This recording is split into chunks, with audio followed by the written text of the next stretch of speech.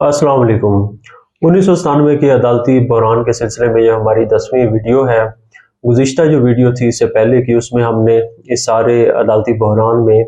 Justice retired रफ़ीक तारड़ के किरदार का ज़िक्र किया था। इस वीडियो में हम बात करेंगे जस्टिस रिटायर्ड सईदुज़्ज़मान सिद्दीकी साहब के किरदार की। जस्टिस सईदुज़्ज़मान सिद्दीकी साहब जो थे, उन्हें नून लीग की जानिब से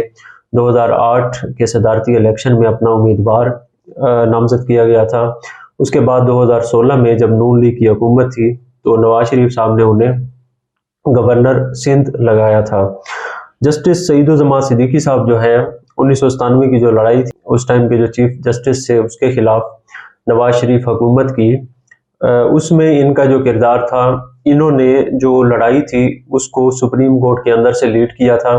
सुप्रीम कोर्ट के बाहर से जिस शख्स ने किरदार अदा किया था वो उस टाइम के रिटायर्ड जज थे रफ़ीक तारड़ साहब। वो सुप्रीम कोर्ट से रिटायर्ड हो चुके थे और नून लीग की टिकट पर उस टाइम सेनेटर थे, और इस लड़ाई के फौरी बाद उन्हें जो था सदर पाकिस्तान बना दिया गया था नवाज शरीफ हुकूमत की जानिब से। और इसी लड़ाई के दौरान जो फारूक लगारी साहब जो सदर पाकिस्तान थे,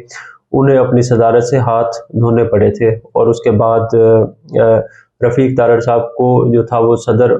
बना दिया था नून लीग ने। अब हम आते हैं जस्टिस सईदुज़्ज़मान सिद्दीकी साहब के किरदार पर कि उन्होंने सुप्रीम कोर्ट के खिलाफ जो बगावत थी जजों की, उसको कैसे लीड किया था और उन्होंने क्या किरदार अदा किया था। जो गुज़िश्ता स्टोरी थी उसमें हमने आपको बताया था, जो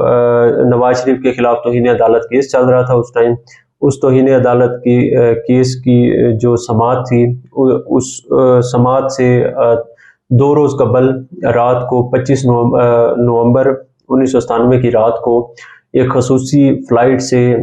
रफ़ीक तारड़ साहब जो थे उनको क्वेटा भेजा गया मुबैना तौर पर ब्रीफ केसेस के साथ। उनके क्वेटा जाने के बाद 25 नवंबर की रात को हो जाती है। 26 नवंबर के दिन को सुबह सुबह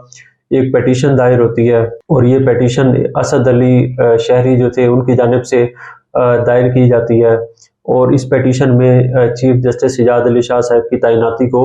चैलेंज किया जाता है। 26 नवंबर को दायर होने वाली जो पिटीशन होती है उसको इंटरटेन करते हुए जो क्वेटा में बेंच होता है, उस टाइम 2 जज बैठे होते हैं, 3 जज होते हैं क्वेटा में, क्वेटा रजिस्ट्री में सुप्रीम कोर्ट की। एक क्वेटा से बाहर होती हैं, 2 उस टाइम बैठे होते हैं। वो उस जो पिटीशन है उसको निपटाते हुए चीफ जस्टिस ऑफ पाकिस्तान जो थे इजाज़ अली शाह साहब, उनको काम करने से रोक देते हैं। ये इंटरिम ऑर्डर जारी होता है क्वेटा बेंच से। उसी रोज़ चीफ जस्टिस साहब अपने चैम्बर में बैठे होते हैं इस्लामाबाद में, और वहाँ से वो क्वेटा रजिस्ट्री का जो आर्डर होता है उसको अख्तियारात से तजावज़ करार देते हुए मुअत्तल कर देते हैं। इसी दौरान उसी रोज़ जो तीसरे जज साहब होते हैं जो क्वेटा रजिस्ट्री के, वो वापस आ जाते हैं।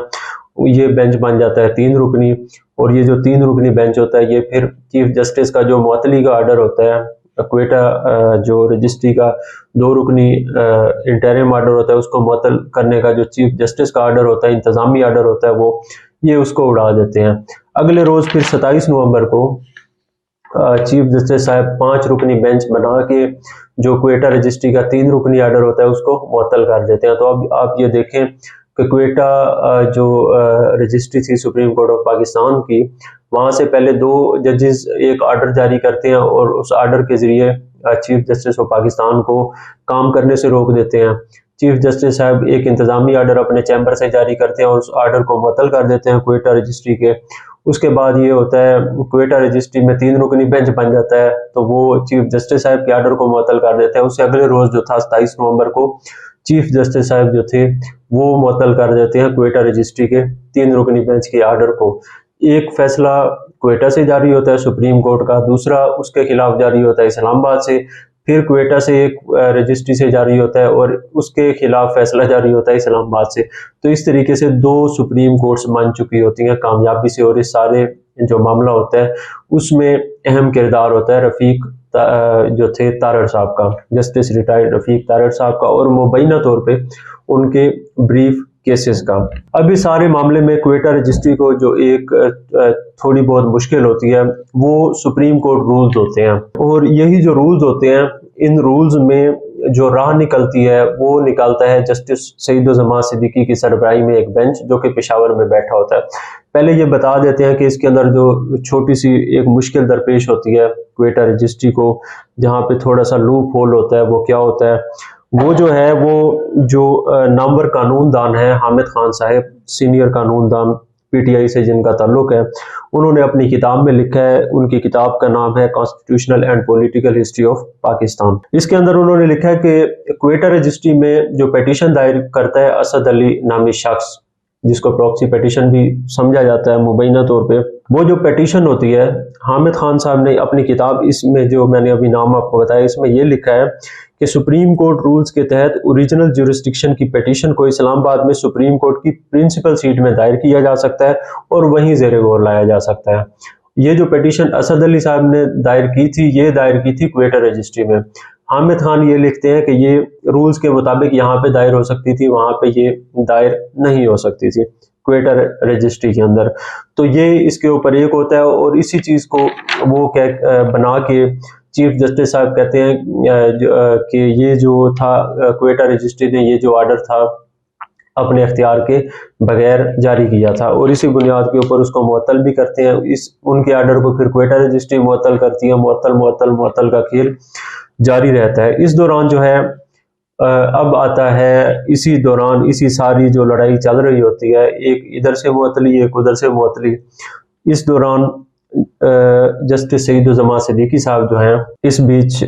جو ہیں وہ ایکٹیو ہو جاتے ہیں۔ وہ اس ٹائم ہوتے ہیں سپریم کورٹ کی جو پشاور رجسٹری ہوتی ہے وہاں پہ بیٹھے ہوتے ہیں۔ وہاں پہ ایک اور پیٹیشن دائر ہوتی ہے 184(3) کے تحت۔ اس پیٹیشن کو نمٹاتا ہے 2 رکنی بینچ۔ ایک اس میں ہوتے ہیں جسٹس سعید الزماں صدیقی صاحب، اور دوسرے جج صاحب کا نام ہوتا ہے جسٹس فضل الہی خان صاحب۔ یہ 2 جو ججز ہوتے ہیں پشاور بینچ میں یہ بیٹھے ہوتے ہیں۔ 27 نومبر کو یہ پیٹیشن دائر ہوتی ہے، اور 27 نومبر کو یہ بینچ یہ قرار دیتا ہے کہ یہ جو پیٹیشن دائر ہوئی تھی کوئٹہ رجسٹری میں، وہ کہتے ہیں کہ اس نوعیت کی پیٹیشن کو اسلام آباد رجسٹری میں دائر کرنے کا جو رول ہے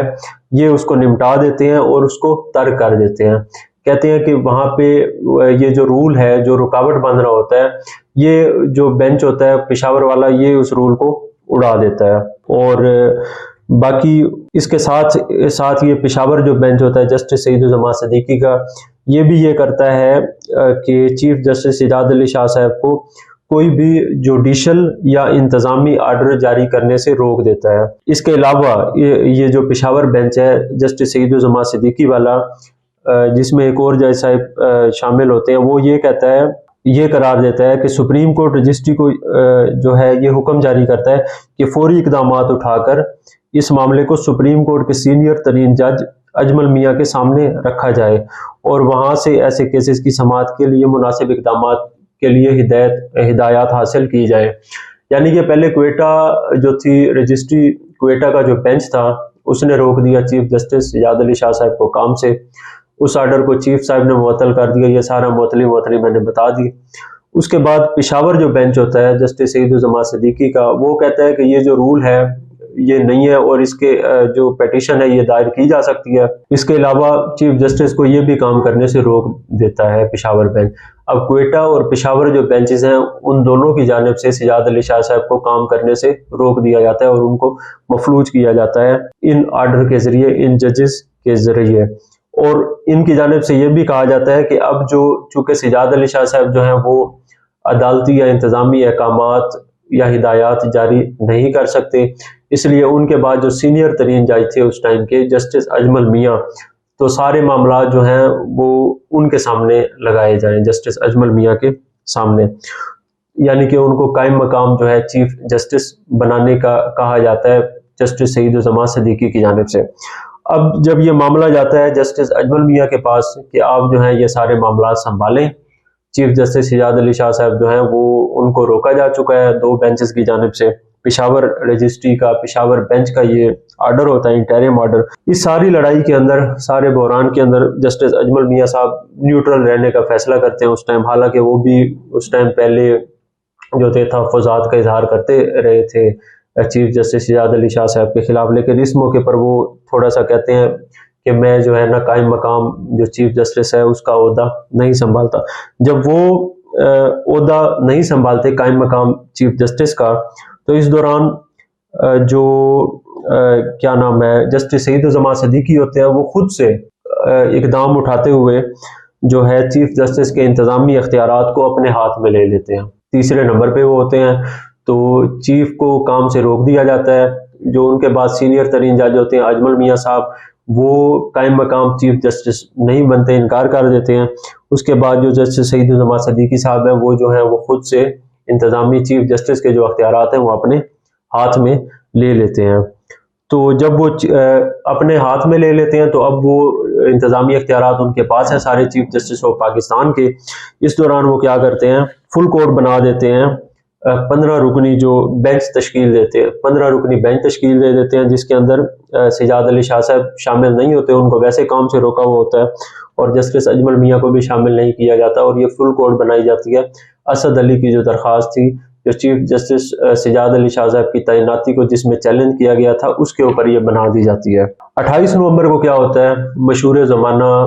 حملہ ہوتا ہے، جو پاکستانی عدالتی تاریخ کا سیاہ ترین دن ہے۔ اس دن سماعت ہونا ہوتی ہے نواز شریف کے خلاف توہین عدالت کیس کی۔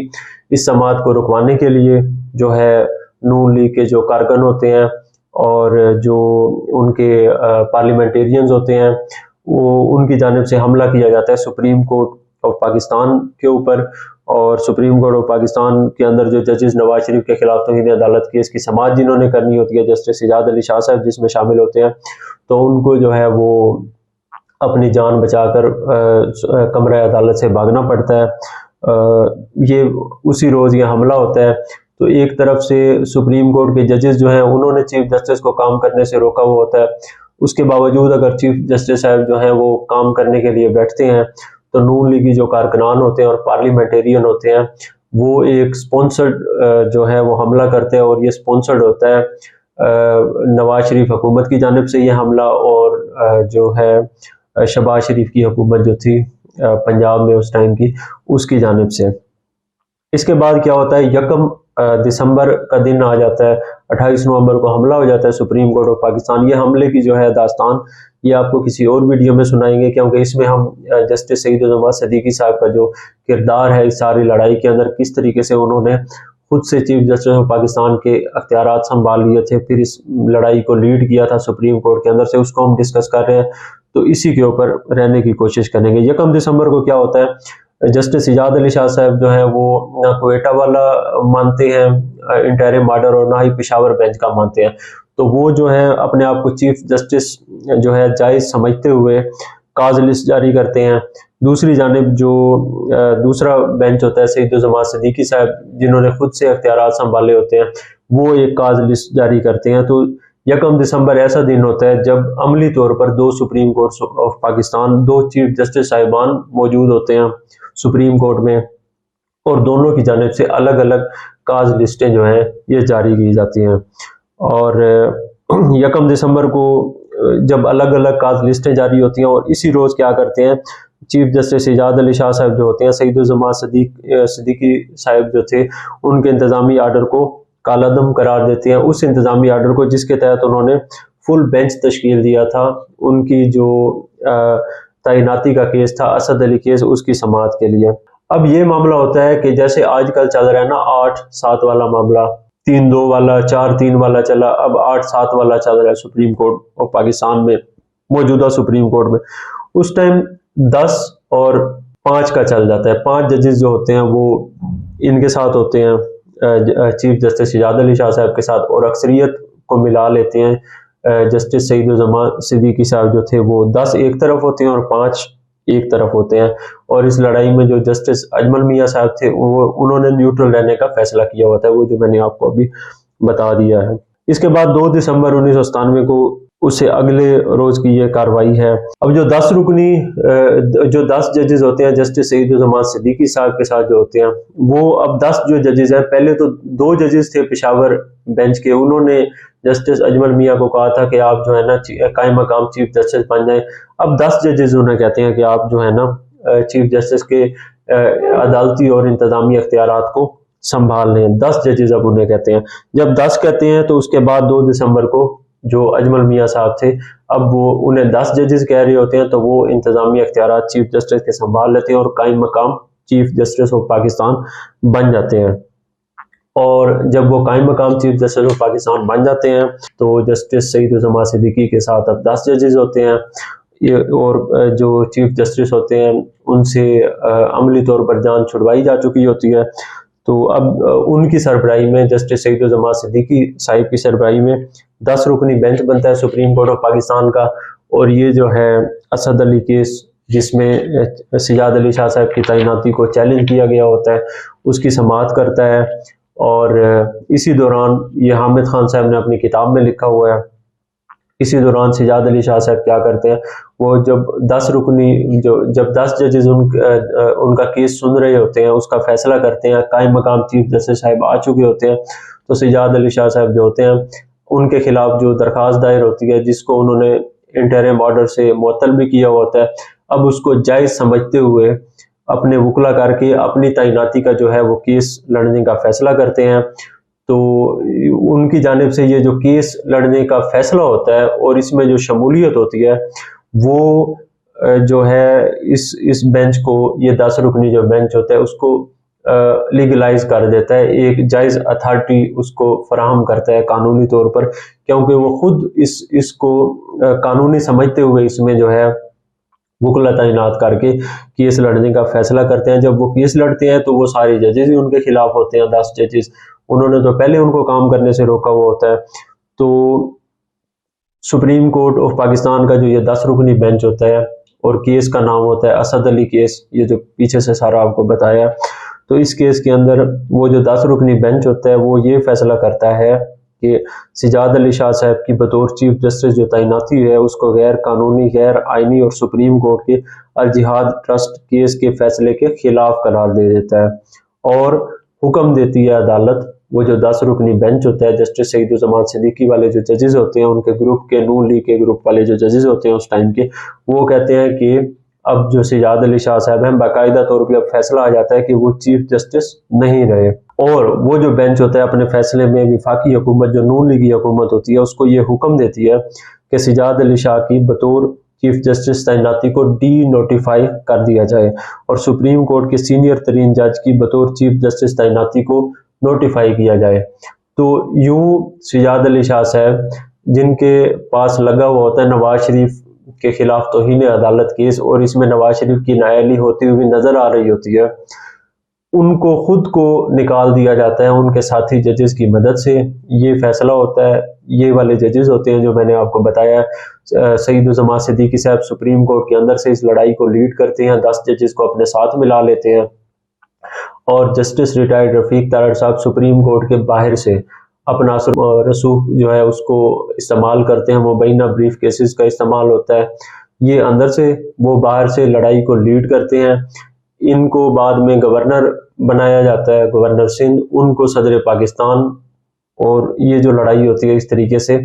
منطقی انجام کو پہنچتی ہے۔ اس فیصلے کے بعد جو 10 رکنی بینچ کا ہوتا ہے اسد علی کیس میں، 23 دسمبر 1997 کو جو نواز شریف حکومت ہوتی ہے وہ سپریم کورٹ کے فیصلے کے بعد سجاد علی شاہ صاحب کی بطور چیف جسٹس تعیناتی کو ڈی نوٹیفائی کر دیتی ہے، اور جو قائم مقام چیف جسٹس بنے تھے اجمل میاں صاحب جو سینئر ترین جج تھے سجاد علی شاہ صاحب کے بعد، ان کو chief justice of Pakistan notify کر دیا جاتا ہے، اور یوں سجاد علی شاہ صاحب جو نواز شریف حکومت جو تھی اس کے خلاف جو فیصلے سننے کی جو جرات کرتے ہیں اور کیسز سننے کی جرات کرتے ہیں، جو لڑائی ججز کی تعیناتی سے شروع ہوتی ہے اگست 1997 میں، اس کے نتیجے میں نواز شریف حکومت تو نہیں جاتی، انہیں خود جو ہے ان کے اپنے ساتھیوں کی مدد سے سپریم کورٹ آف پاکستان سے نکال دیا جاتا ہے۔ تو انشاءاللہ تعالی اگلی سٹوری جو ہوگی اس سلسلے کی، اس میں آپ سے